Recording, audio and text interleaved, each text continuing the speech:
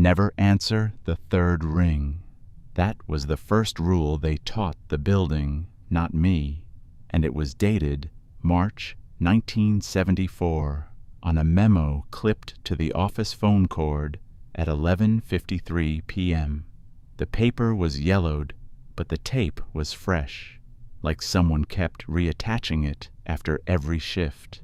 Beneath the rule was a blank line for initials, and my initials were already there in ink I did not recognize. I had not signed anything. I had not even touched the phone. The receiver sat in its cradle like a trap that looked ordinary. Then the phone rang. Once, twice. I stayed still and watched the cord as if it could move. The third ring did not come.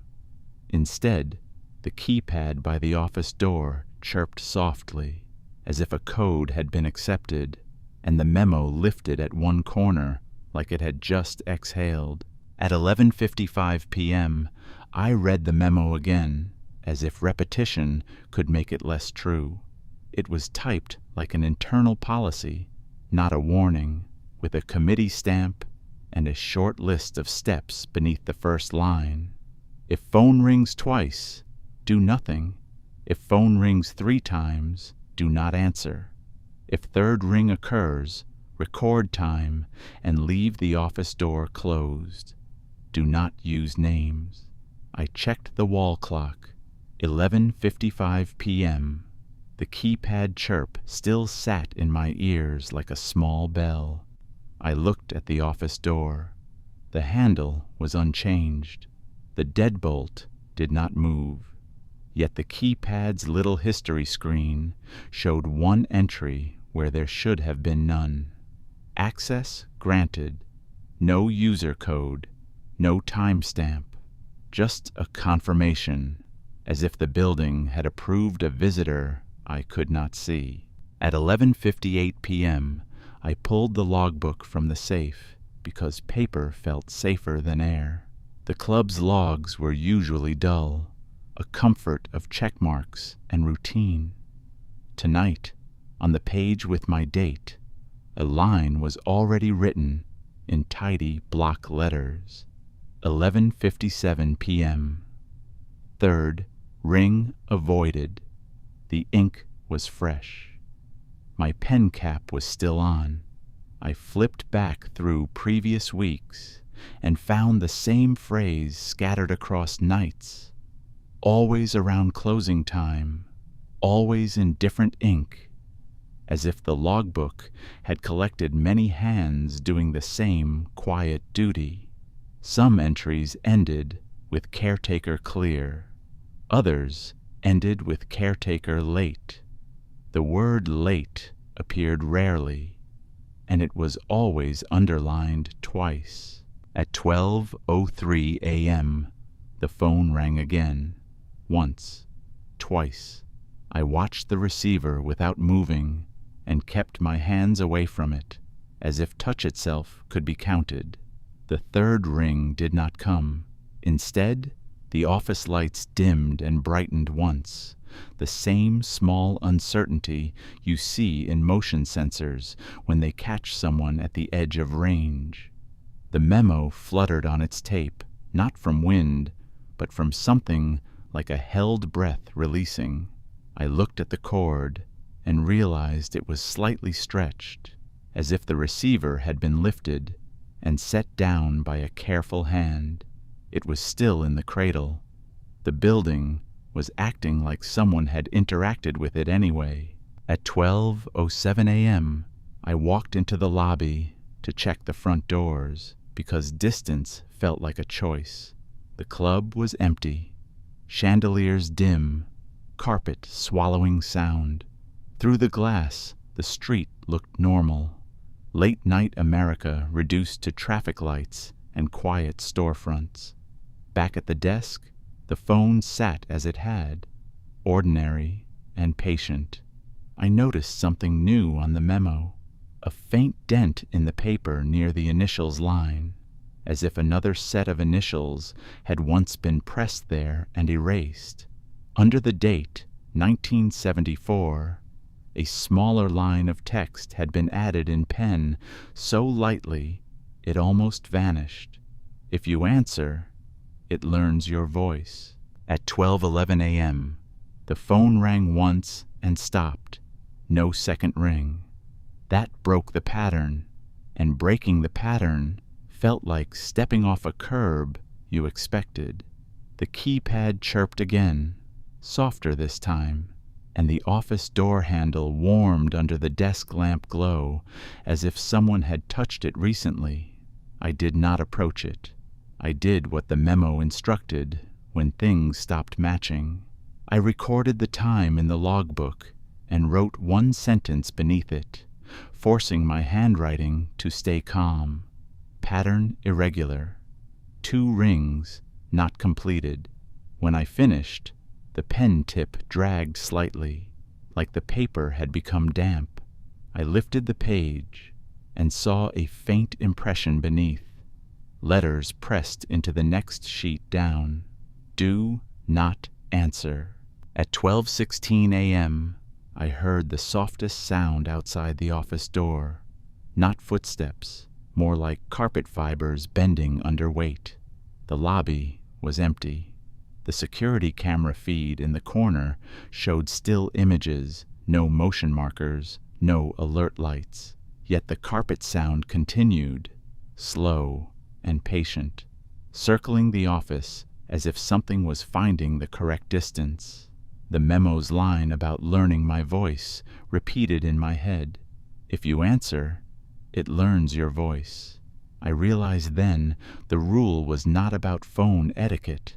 It was about identity, about not giving the building a clean sample of you. I kept my mouth closed and breathed through my nose, shallow, like quiet could pass for compliance. At 12:19 a.m., the phone rang twice again, clean and normal, and my stomach tightened because normal was now a trigger. I stared at the receiver and counted in my head the way you count in a room with a sleeping animal. The 3rd ring did not come. Instead, from somewhere beyond the office wall, I heard a faint click, the sound of a latch being checked from the other side of a frame. The memo had warned me to leave the office door closed if a 3rd ring occurred, but no 3rd ring had occurred. That meant the building could initiate access without completing the signal. The phone was no longer the only instrument. It was the polite excuse, and something else was already moving. At 12:23 a.m., I opened the safe again and took out the older files because the date, 1974, felt like a beginning. In a folder labeled Committee Minutes, the handwriting changed halfway through the pages, becoming tighter, less human, as if someone copied words without understanding them. One line repeated across several meetings. 3rd ring is quorum.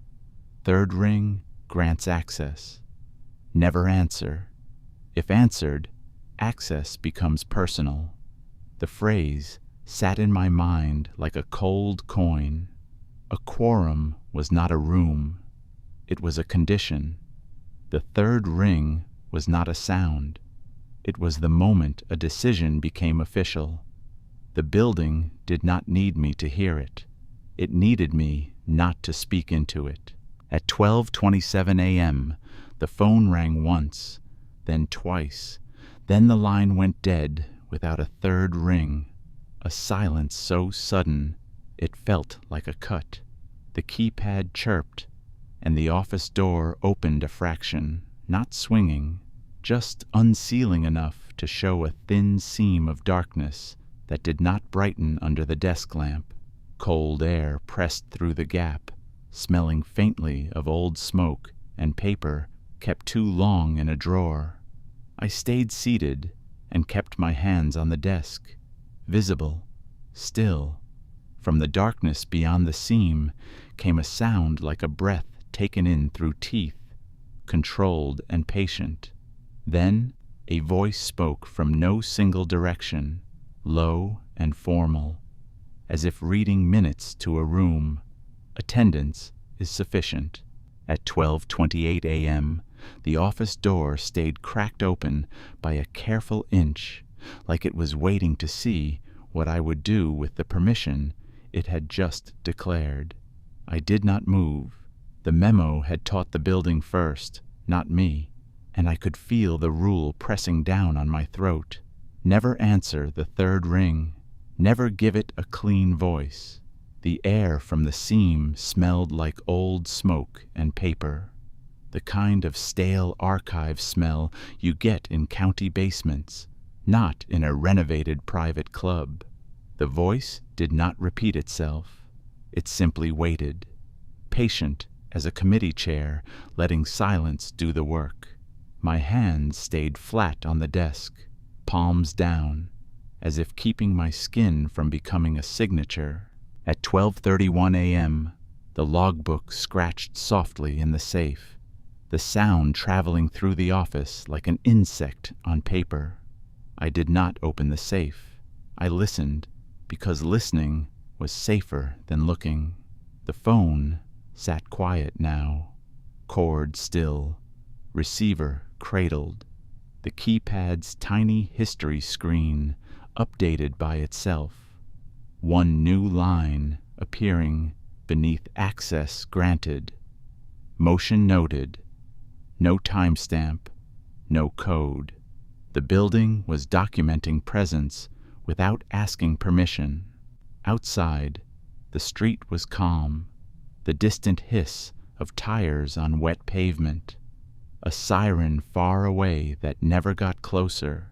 The normal city noises made the office feel more isolated, as if the club was its own jurisdiction after midnight. At 12:34 a.m., the phone rang once, then stopped. The memo did not cover one ring. That gap felt deliberate, like a test.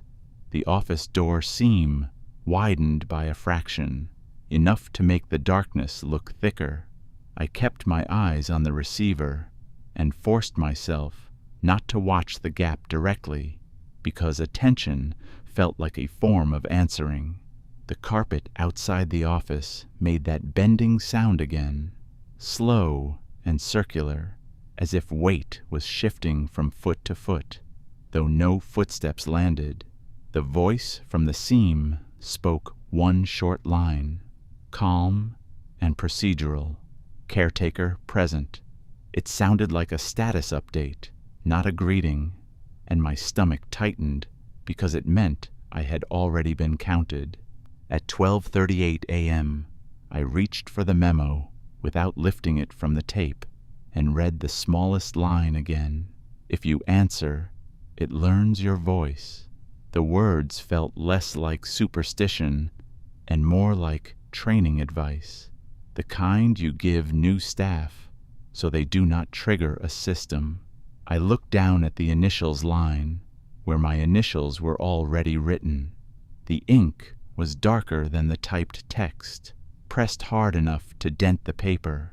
Someone had made sure the memo carried my involvement before I ever agreed to it.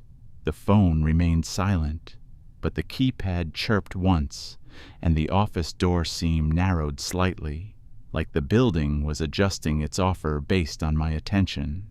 At 12:42 a.m., I slid my chair back a few inches and stood slowly, keeping my hands visible. The memo said leave the office door closed if the third ring occurs, but the door was already open, and the third ring had been replaced by something worse. A permission declared without sound. I stepped to the safe, not to open it, only to place my palm against the metal as if contact could ground me. The safe was cold and steady. The seam in the office door widened in response, a silent reaction that made my skin tighten. The building was watching for choices, not mistakes. It wanted to see what I would do next, so it could file it as procedure. At 12:46 a.m., the phone rang twice again, clean and even. I held my breath and counted the seconds between rings, because patterns felt like the only language I could still understand. No third ring came. Instead, the voice behind the seam spoke again, low and formal, like reading a line from a printed agenda. Third ring, avoided. The words were too specific to be coincidence. It was acknowledging my restraint as an action. I realized then the building did not need me to answer the phone. It needed me to participate in the rule, because participation created a quorum, and a quorum made decisions official. The rule was not a shield, it was a ritual that kept the access impersonal. At 12:50 a.m., I heard paper turning again beyond the seam, slow and methodical, like someone checking a file for the correct page. The air cooled another degree. The desk lamp flickered once, not out, just uncertain, the way lights behave when motion sensors catch someone at the edge of range. I did not speak. I did not clear my throat. Even breathing felt like it could become a sample. The memo's date, 1974, stopped feeling like history and started feeling like the year someone learned the cost of giving the building a voice. Outside, a delivery truck rumbled past on the street, and the sound faded quickly, leaving the office quieter than any room should be. At 12:54 a.m., the office phone rang once, twice, and then the line went dead again without a third ring. The sudden silence, like a cut wire. The keypad chirped. The seam widened. Cold air pressed through, smelling of old smoke and dust. My throat tightened because the door was offering more access the longer I stayed present. The voice spoke a single sentence that made my stomach lock up. Voice verification pending. The words implied the building was not satisfied with rule compliance alone. It wanted identity. It wanted to move from procedure to personal, and the only tool it needed was a voice in the receiver or a word spoken into the room. At 12:57 a.m., I opened a desk drawer and found a stack of blank incident forms, the kind facilities staff use when something breaks after hours. I pulled one out and wrote without lifting my pen, keeping my breathing shallow. Phone rang twice repeatedly. Third ring avoided. Access granted without third ring. Office door unsealed. Voice announced attendance sufficient. I did not write my name. I did not write anyone's name. When I finished, the paper in my hand felt heavier, as if documentation itself had weight in this building. The seam narrowed slightly, like the door preferred records over voices. That gave me a direction. If it wanted proof, I would give it paper, not sound. At 1:01 a.m., the phone rang twice again, and this time the third ring came, soft and measured, like a polite knock that expects permission. I did not answer. I did not move. The memo's first line burned in my mind as if it were stamped there. Never answer the third ring. The third ring stopped on its own, and the office door seam snapped closed so cleanly it looked sealed. For one breath, the room warmed. Then the keypad chirped and displayed one new entry in the history line. Irregularity noted. My stomach dropped because I had obeyed the rule perfectly. That meant the irregularity was not that I answered. It was that the third ring happened at all, and the building was blaming someone for letting it happen on my watch. At 1:03 a.m., the club went still in a way that felt official. The phone did not ring. The lights did not flicker. Even the normal hum of refrigeration seemed muted. as if the building had closed a door on its own noise. The keypad history line kept irregularity noted on the screen, like a label that would not be peeled off. I stared at it until my eyes ached, trying to understand what the building wanted from me, if I had already followed the rule. Then I understood something worse. The memo had not been written to stop the third ring. It had been written to stop what happens after a third ring is answered. The third ring itself was a condition the building could produce. The rule only controlled whether that condition became personal. At 1:06 a.m., the logbook scratched in the safe again, louder this time, and I could not ignore it. I opened the safe and pulled the book out, hands steady only because shaking felt like motion the building could record. A new line was written on my page in dark ink pressed hard enough to dent paper. 1:01 a.m. Third ring occurred. Not answered. Irregularity recorded. Beneath it, one more line appeared, smaller, like a margin note. Caretaker, liable. The word liable did not belong in a night shift log. It belonged in legal rooms, committee rooms, places where blame becomes a procedure. My stomach tightened because the club was turning an event I did not control into responsibility I could not refuse. At 1:10 a.m., I went back to the 1974 folder and found a thin carbon copy behind the memo, a page that looked like it had been handled 1,000 times and never discussed out loud. It listed outcomes, not warnings. If third ring is answered, voice becomes key. If voice becomes key, access follows voice. If access follows voice, door appears off property. The last line was underlined twice. Do not take the building home with you. I sat very still and felt my throat tighten, because the club's fear was not the door itself. It was the door becoming portable. It was the building learning how to open anywhere my voice could reach, like my voice was a map it could finally trust. At 1:14 a.m., my phone buzzed on the desk, even though I had it on silent and face down.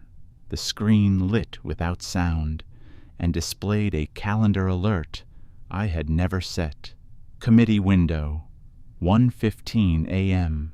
The timestamp was 1 minute ahead of the wall clock, the same small cruelty as the logbook. I did not touch the phone. I watched it like a form sliding across a desk. The office air cooled by a degree, and the memo on the phone cord lifted at one corner like it was breathing. Outside the office door, the carpet fibers bent again under slow weight. The club was assembling a meeting condition without needing me to answer anything. At 1:15 a.m., the phone rang once, twice. Then, very softly, the third ring began, and the sound was different from the first two. The first two were normal, electrical, familiar. The third ring had a human edge, like it carried breath through it. My throat tightened so hard I could feel my pulse in my jaw. I kept my hands on the desk and stared at the memo's first line as if staring could count as obedience. The third ring stopped on its own. The keypad chirped. The office door unsealed by a careful inch, showing the same thin seam of darkness that did not brighten under the lamp. Cold air pressed through, smelling of old smoke and paper. At 1:16 a.m., the voice behind the seam spoke again, low and formal, but closer now, as if the darkness had moved nearer without moving. Attendance is sufficient. The sentence landed like a stamp. Then the voice added another line, quieter, and my stomach locked because it addressed a process I had not agreed to. Voice verification pending. I understood then the building was trying to get my voice without the receiver. If I said anything, even a curse, even a whisper, it would count as a sample. The memo was not warning me not to answer a phone. It was warning me not to speak at all when the third ring condition was active. At 1:18 a.m., the office phone stopped being the center of the room. The center became my own mouth. I could feel the urge to clear my throat like a physical pressure. I swallowed it down. The seam widened by a fraction, as if the building liked my restraint. Then I heard paper turning beyond the darkness, faster now, like someone flipping to a tabbed page in a binder. The keypad history line updated by itself, one new entry appearing under irregularity noted. Quorum formed. My stomach dropped because a quorum was a condition, not a head count. The building had formed it with 2 rings, a third ring, and 1 silent caretaker. At 1:20 a.m., the office lights dimmed and brightened once, and I realized the building was voting, not with hands, but with systems. Light sensor, phone line, keypad, door seal. Every small mechanism the club installed for security had been taught a different purpose. The 1974 memo had taught the building how to behave. It had taught it how to ask for access politely, how to punish silently, how to file liability. I looked at the memo's initials line again. My initials were there, not because I signed, because the building wanted my silence to count as agreement. That was the real trap. Not answering still made me present, and presence was enough. At 1:23 a.m., my phone buzzed again, and the screen displayed one line, centered and plain. Do not use names. I had not opened the memo folder. I had not typed anything. The message felt like an instruction and a threat at once. Outside the office, the carpet sound stopped. The absence of it felt like someone settling into a chair. The voice behind the seam spoke one more sentence, calm and procedural. Item 1 recorded. The words made my skin tighten because it meant the meeting had started in earnest. Minutes were being taken, and the building had decided I was the secretary simply because I was there to hear it. At 1:27 a.m., the seam widened just enough that the darkness looked like it had depth, not flat shadow. I did not look inside. I kept my eyes on the memo, on the logbook, on paper, anything that felt safe. The voice spoke again, and this time it used the sound of my own breath, not my name, not my voice, just the soft inhale I could not stop, repeated back to me through the phone receiver without the receiver being lifted. It was a perfect copy, like a recording. The third ring had not learned my words. It had learned my sound. The keypad chirped once more, and the history line added a final entry that made my stomach drop. Access follows voice. At 1:29 a.m., I stopped breathing through my mouth. I forced every inhale through my nose, shallow and controlled, as if oxygen itself could become evidence. The memo had said, if you answer, it learns your voice. But the building did not need words. It could collect smaller samples, breath, a throat clearing, a single syllable of panic.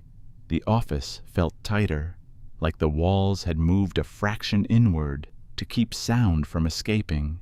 The seam in the door held steady, open by a careful inch. The phone sat in its cradle, yet the receiver gave off the faintest electronic hiss, like a line left open. I realized the building had found a way to keep the call active without my consent. At 1:33 a.m., the calendar alert on my phone changed by itself. Committee window became voice window, and the time block extended to 2 a.m., as if the meeting had voted to continue. A second line appeared beneath it, plain and clinical. Location off property pending. My stomach tightened so hard it felt like a cramp. Off property meant my apartment, my hallway, any place where my voice could be carried and counted. I remembered the carbon copy's warning. If voice becomes key, access follows voice. If access follows voice, door appears off property. The club was not afraid of a door in its own corridor. It was afraid of the door becoming portable and choosing private rooms. At 1:36 a.m., I reached for a blank incident form and began writing again, because paper had become my only safe output. I wrote in block letters, slow and steady. Third ring occurred, not answered. Door unsealed. Voice verification pending. Access follows voice indicated. I did not write my name. I did not speak it in my head. I kept everything impersonal, the way the memo demanded. When I finished, the seam narrowed slightly, as if the building accepted documentation as a substitute for sound. That gave me a plan. If the building wanted a voice sample, I would drown it in paperwork. I would give it records until it forgot to listen. At 1:40 a.m., the office phone rang once, then twice, and the third ring began again, softer this time, almost gentle. The sound had that human edge to it, like a breath pressed into electronics. I did not move. The third ring stopped, and the voice behind the seam spoke in the same calm cadence as before. Item 2 recorded. Then it added a line that made my skin tighten. Caretaker consent presumed. The word presumed felt like a legal trick, like the club's rules were being applied to me without my signature. The memo's initials line with my initials suddenly made sense. It was not a record of my agreement. It was a placeholder the building would use as proof. At 1:44 a.m., the manager's number on the laminated contact list caught my eye. An instinct told me to call him, to bring another human into the room. Then the memo's warning about names and voices stopped my hand. Calling would be answering by proxy. It would be giving the building more sound to learn. I stayed silent and reached for the old 1974 folder again, flipping to the last page, the one with the most underlines. If third ring occurs and access follows voice, move meeting back on property. Official corridor only. Witness required. Do not speak. I understood then the club had a containment ritual. It was not about courage. It was about relocating the condition from wherever it wanted to go back into a place designed to hold it. At 1:48 a.m., I stood and moved toward the office door without touching the seam, keeping my steps slow to avoid provoking motion sensors. The door was cracked, the darkness sitting in it like a held mouth. I did not look inside. I kept my eyes on the floor and stepped into the lobby, where the carpet felt warmer and the air smelled normal.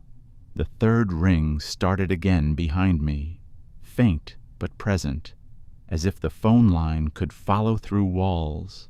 I walked to the service corridor the manager had shown me on my first tour and stopped at the posted floor plan, forcing myself to stare at it like a person who still believes maps matter.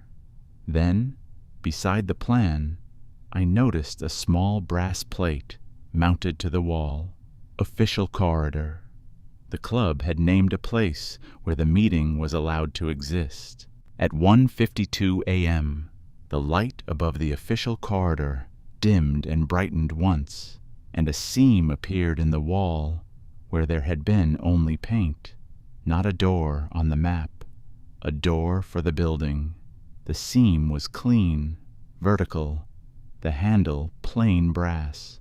Cold air pressed through even before it widened, bringing the smell of old smoke and paper. The ticking began behind it, slow and exact. I held my hands open at my sides and stood at a safe distance, the way you stand outside a room where a committee is voting. The third ring sound faded from the office as the official corridor seam deepened, and I realized relocation was working. The condition was moving. At 1:55 a.m., the voice spoke from the official corridor seam, low and formal. "Attendance is sufficient." The words did not comfort me. They meant the building had accepted this location as official, and now it could continue its minutes here. The phone in the office rang once in the distance, then twice, then went silent, as if the line had been cut and rerouted. I kept my mouth closed and my breathing shallow. The 1974 folder had said witness required, and I understood the bitter logic of it. A witness was not protection. A witness was a tool that made the meeting real. The club contained the door by feeding it the minimum it needed in the right place, night after night. At 1:58 a.m., the seam widened by a fraction, and the paper-turning sound began again, quick and methodical. The voice spoke one new line, quieter than the rest. Voice, verification denied. The words landed like a small victory, and my chest loosened a fraction because it meant my silence and my paperwork had held.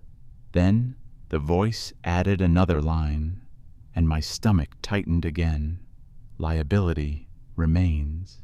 The meeting was not finished with me. It had decided my voice would not be used as a key tonight, but it still wanted someone responsible for the third ring occurring at all.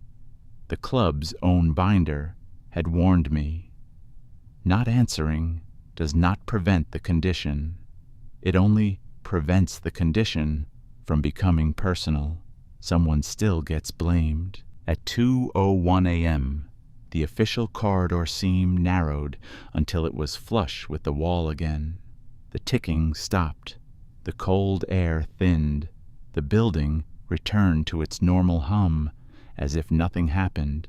I stood there for a full minute, listening for the third ring, listening for my own breath to be thrown back at me again. Nothing. When I returned to the office, the logbook had updated. 2:01 a.m. Third ring occurred. Not answered. Voice not learned. Beneath it, one final line had been added in harder pressure.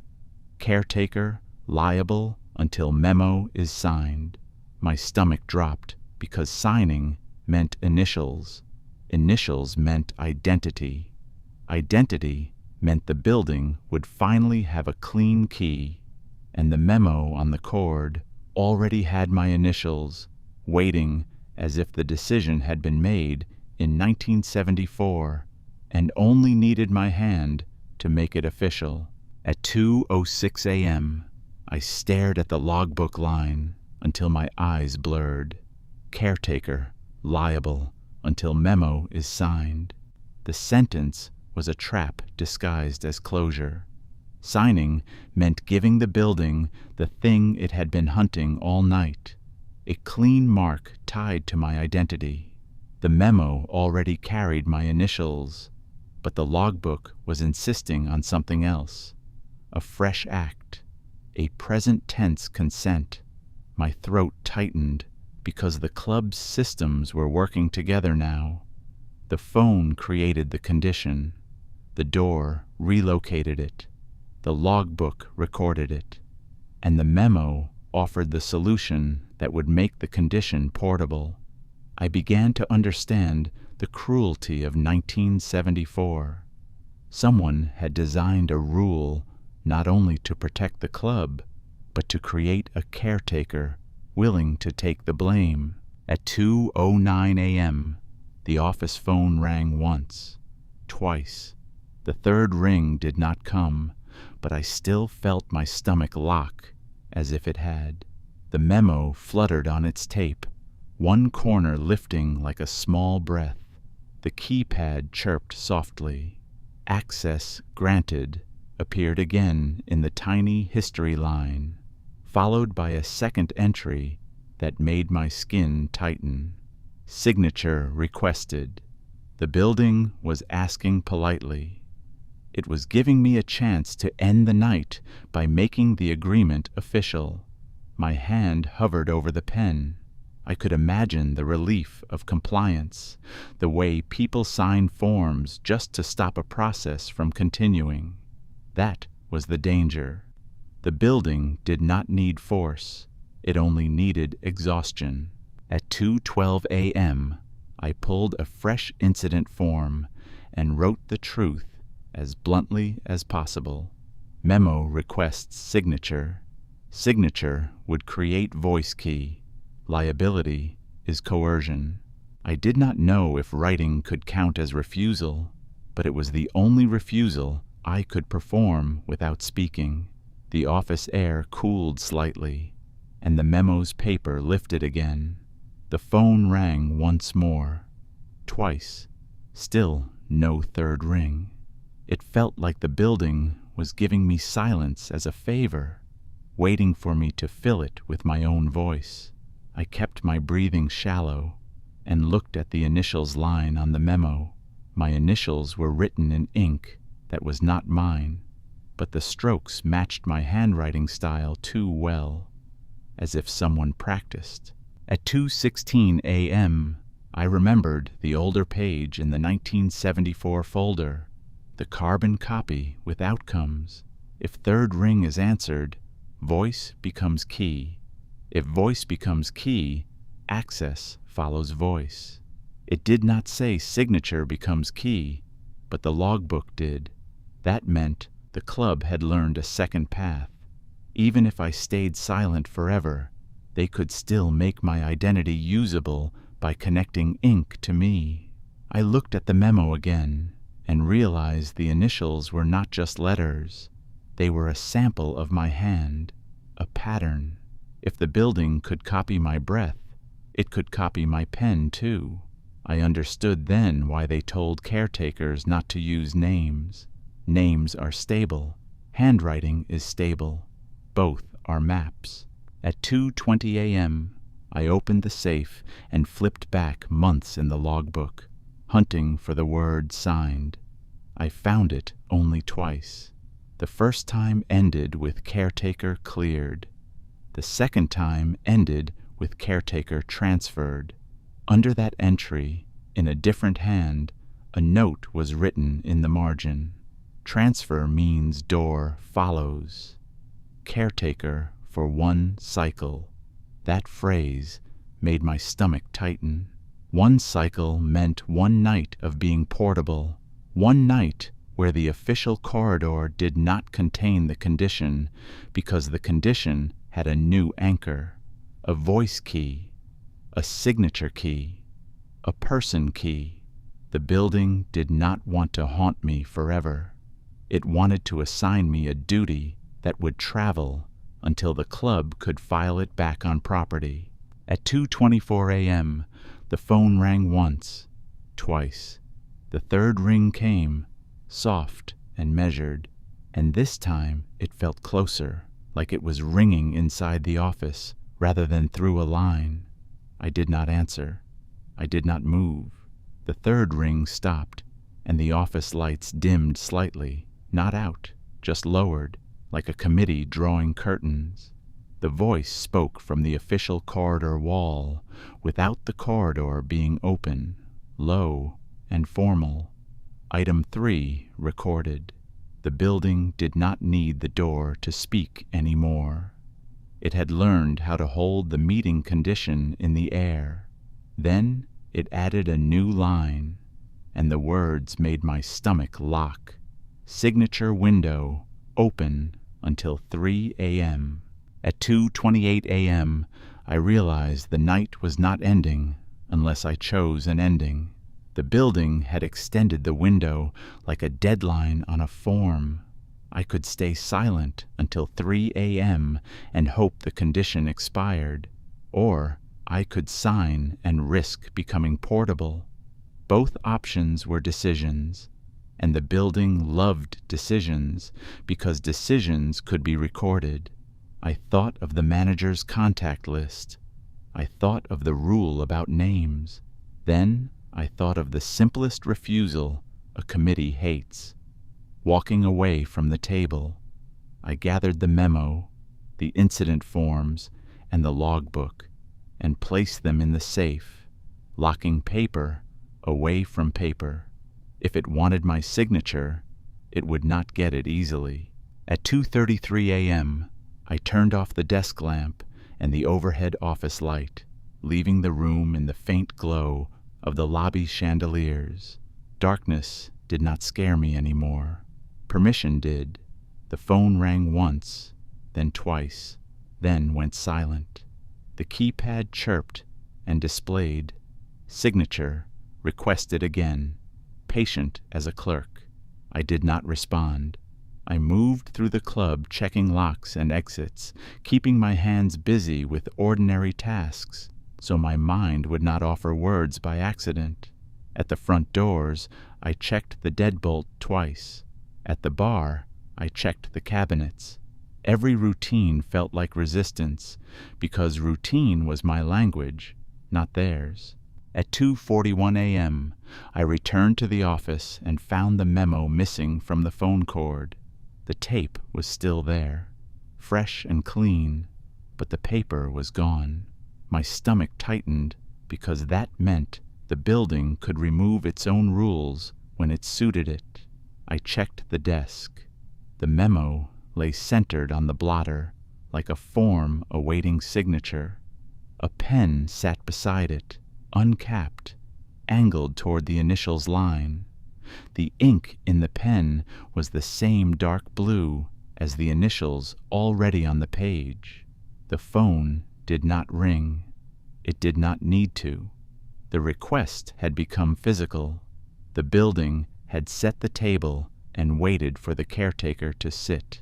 At 2:44 a.m., the office door unsealed by a careful inch again, and cold air pressed in, smelling of old smoke and paper.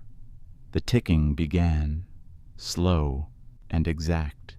The voice spoke from no single direction, low and formal. Attendance is sufficient. Then it said the line that made my stomach drop because it sounded like kindness. Liability can be cleared. All you must do is confirm. My hand hovered over the pen.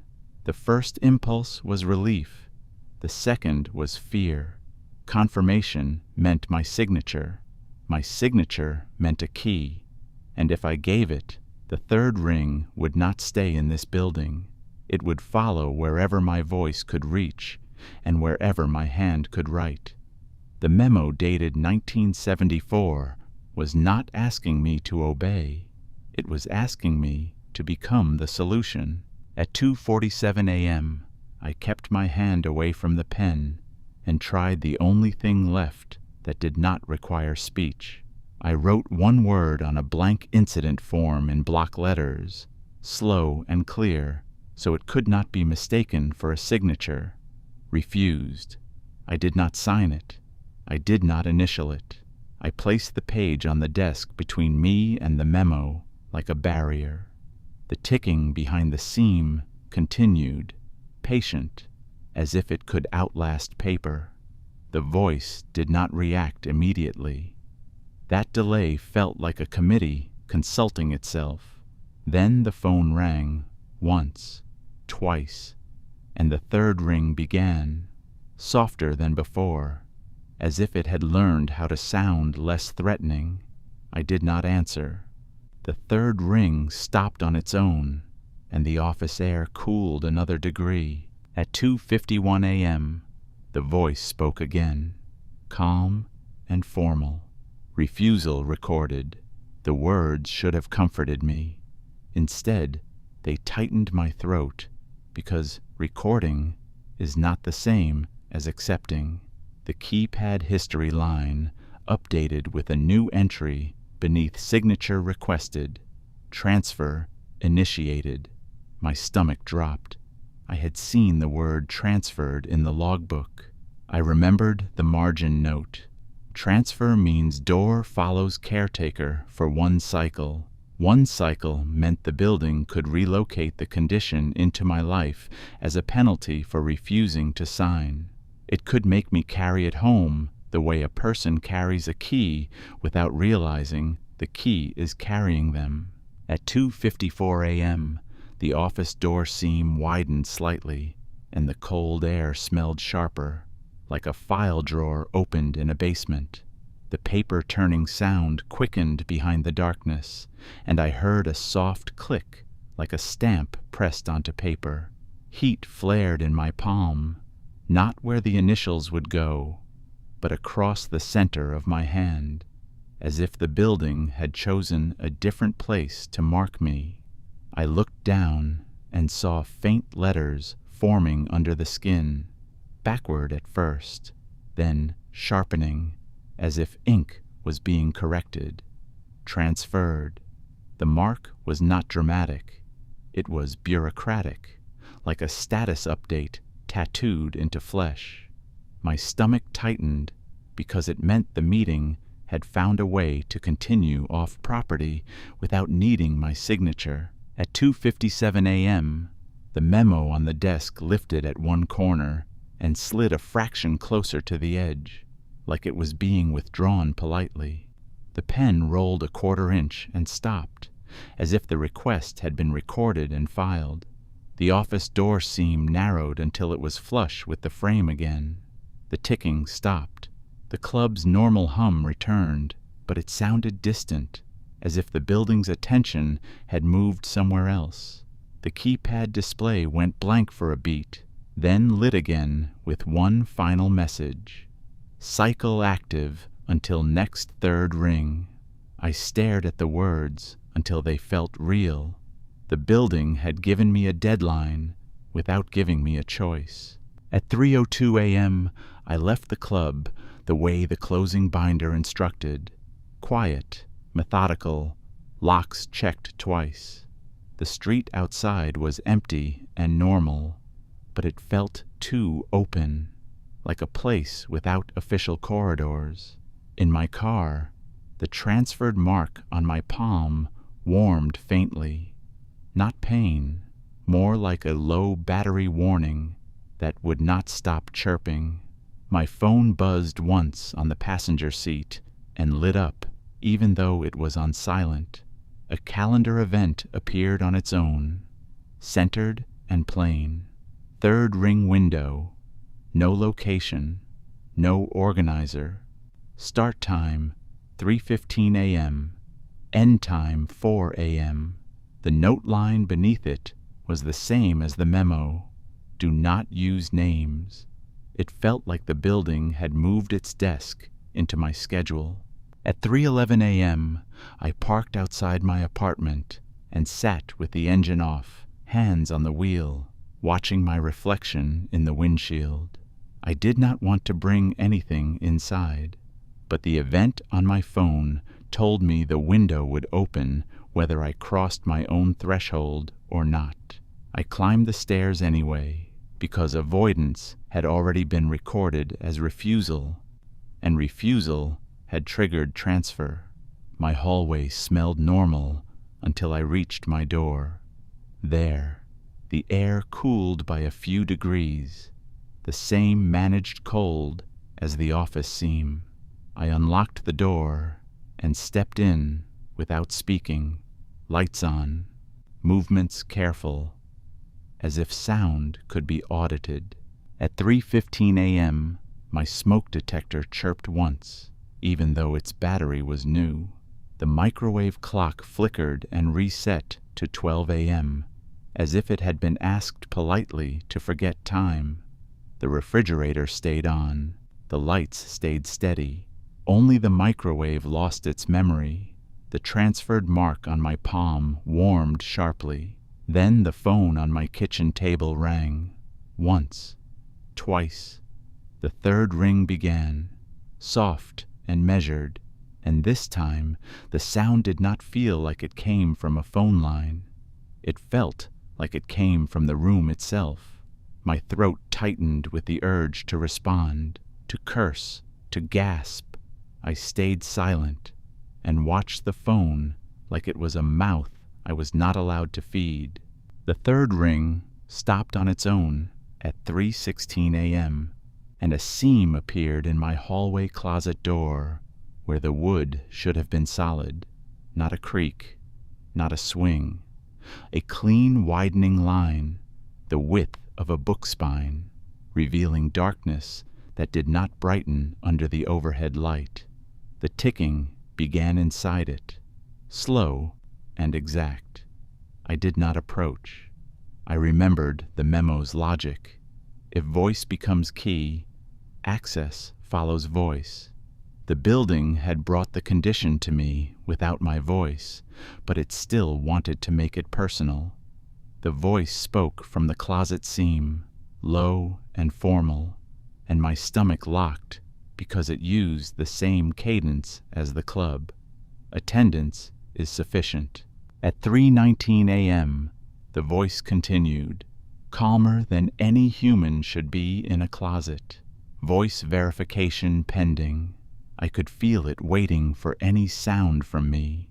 A cough, a whisper, a single syllable of panic.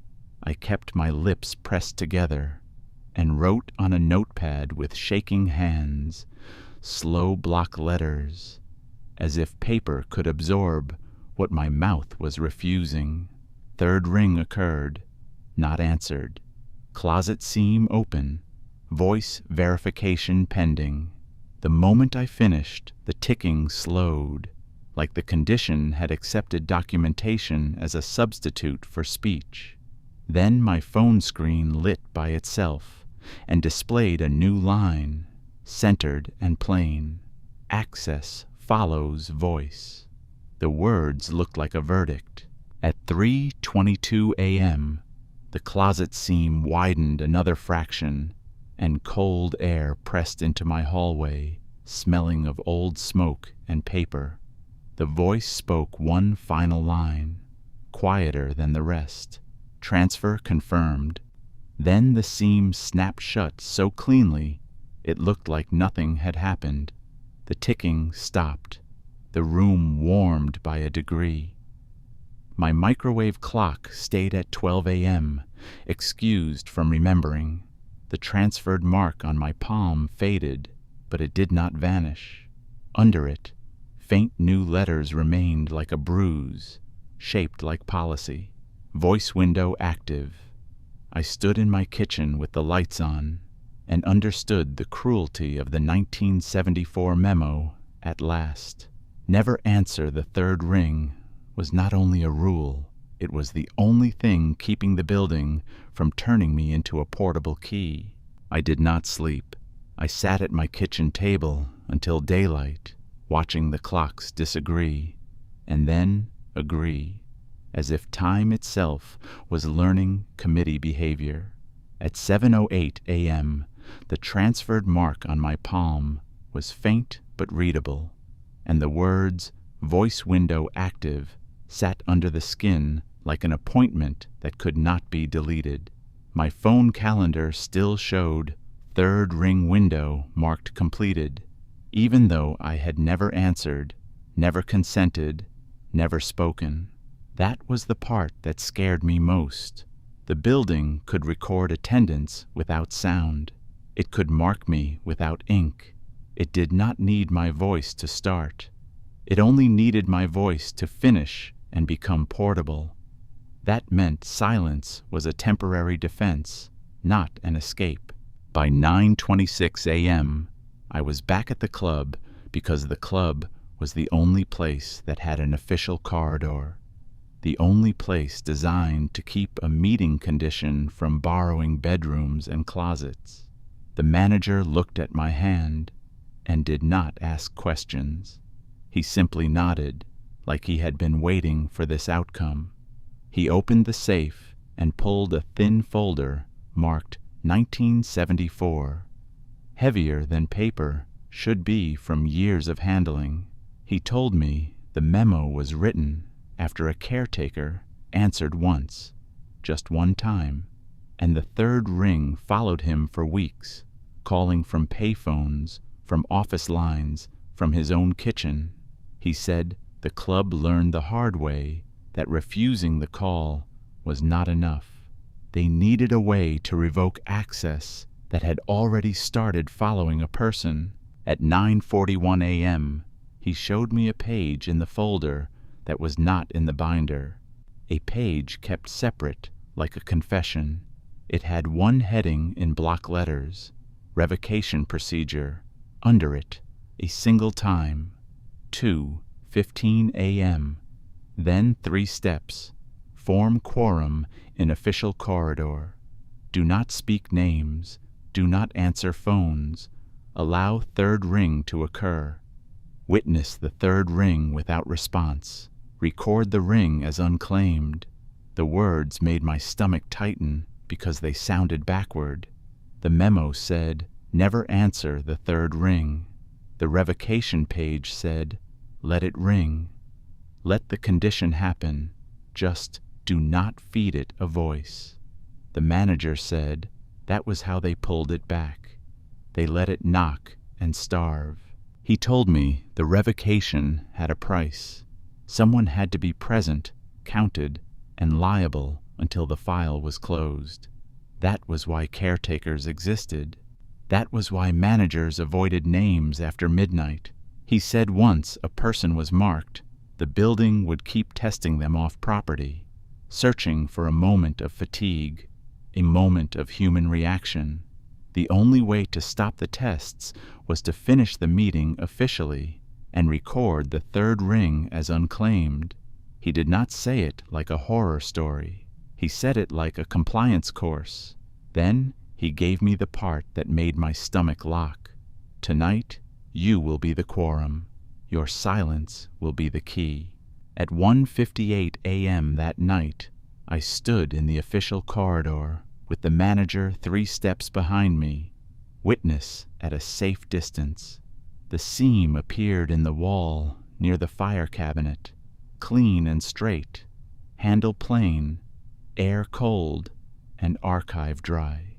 The ticking began, slow and exact. The office phone down the hall started its pattern, and I felt my throat tighten even before the sound reached us. Once, twice. The third ring began at 2 a.m., soft and measured, like a polite knock that expects permission. I did not move. I did not swallow too hard.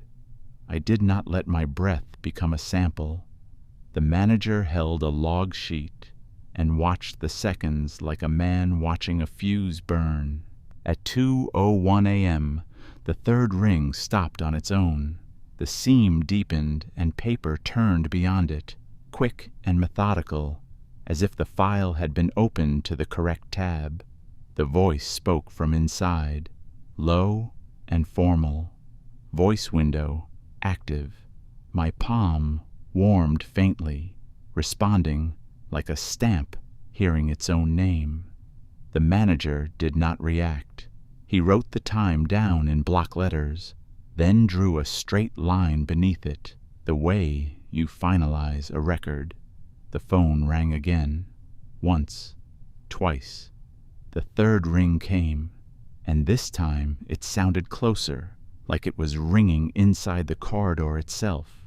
I stayed silent and stared at the seam, letting the building see that it could not get a word out of me. At 2:05 a.m., the voice spoke again, quieter. Voice verification pending. The words did not scare me the way they had in my apartment, because now I understood the procedure. The building would ask. It would wait. It would try to make fatigue do what fear could not. The manager handed me the log sheet without speaking, and I wrote one line beneath his entries, slow and steady. 3rd ring unclaimed. I did not sign it. I did not initial it. I only wrote the fact. The ticking hesitated for one beat, as if the system did not like being denied a personal key. The seam narrowed by a fraction, and the cold air eased slightly, like a mouth closing. At 2:09 a.m., the phone rang once, twice, and the 3rd ring began again, softer, almost gentle, as if it were trying a new approach. I stayed silent. The 3rd ring stopped, and the voice spoke a new line with a calm finality that made my stomach tighten. Liability reviewed. For a moment, the corridor felt like a courtroom. The manager wrote the line down without trembling. Then he wrote the next line as if he had rehearsed it for years. Caretaker not consenting.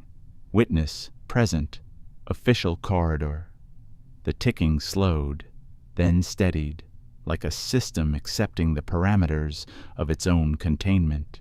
The seam held open a careful inch, then began to close. At 2:12 a.m., the seam became wall again, perfectly flush, paint seamless. The ticking stopped. The air warmed by a degree. The phone in the office went silent, and the calendar alert on my phone disappeared as if someone finally deleted it correctly. In the safe, the logbook updated on its own with one final entry pressed hard into paper. 2:12 a.m. 3rd ring unclaimed. Voice not learned. Access revoked. My palm cooled. The faint words under my skin faded until they were only memory, like a bruise healing. The manager looked relieved in a tired way, as if he had watched the same revocation happen many times and still never trusted it. I went home at 2:41 a.m. and stood in my hallway with the lights on, listening for ticking. None came. My closet door stayed closed. The air smelled like my detergent and stale city heat, not cold smoke. The silence felt ordinary again, and ordinary felt like a gift that could be withdrawn. On my kitchen table, my phone lay dark. When I tapped it awake, there was one new item on the calendar, already accepted, already filed. Memo review, 11:53 p.m. No organizer, no location, one note line only. Never answer the 3rd ring. I understood then why the memo was taped back up fresh every night.